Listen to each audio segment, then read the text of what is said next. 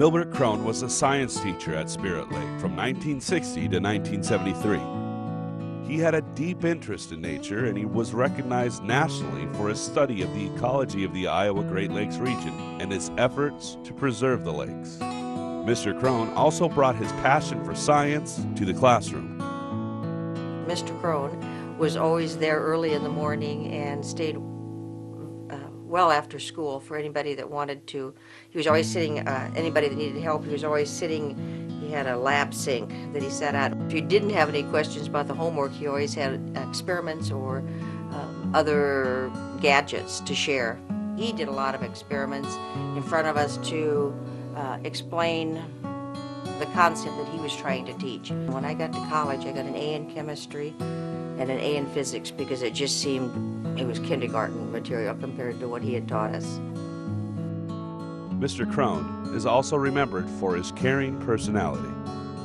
He had a tendency to pay particular attention to the children that didn't have as good a life as a lot of the kids did.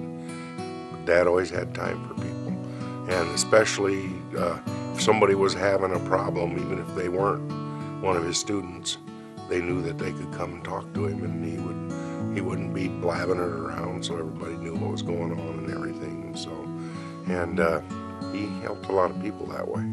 He really did honestly care about everybody, and he thought everybody was a valuable person. It didn't make any difference whether you were pumping gas or you know, a member of the Iowa Supreme Court.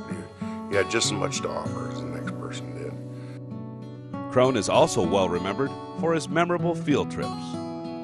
I particularly remember our astronomy unit, and he had what he called the Kronberger night, and we would all, as part of the unit, we would come in the evening and bring blankets and whatever, and he and his wife were there, and they had Maid-Rites and chips, and we would go out and lay on our blankets and look up at the stars. And it's such a different feeling to view the constellations and the stars when you're actually laying on a blanket and with the instructor there pointing them out, as opposed to in a classroom looking at them in a book. And then we'd all go in and have Kronbergers and discuss what we saw. Krohn taught his students that we are our own best teachers and that we are responsible for our own success or failure.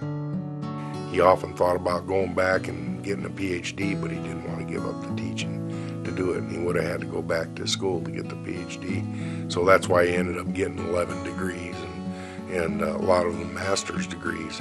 Teaching was what he wanted to do. He would be honored, and I'm sure that he knew that he had a big impact on people, and that made him feel good. That's what he wanted to do. And so, but it would have been, I mean, this is just a tremendous honor. Mr. Krohn's life was cut short after he died in a plane crash near Alta, Iowa in 1973. Nevertheless, the impact he had on his students has not been forgotten. Interestingly enough, I went to my 40th class reunion last night, and some people knew about the Hall of Achievement, and Mr. Krohn was a topic of conversation. And one classmate even mentioned, well, what's he doing these days? So it wasn't the fact that he had an early demise and unfortunately we lost him. People don't remember him for that. They remember him for all the good that he did for us as a class. Milbert Krohn was inducted in the Spirit Lake Education Hall of Achievement on October 15, 2006.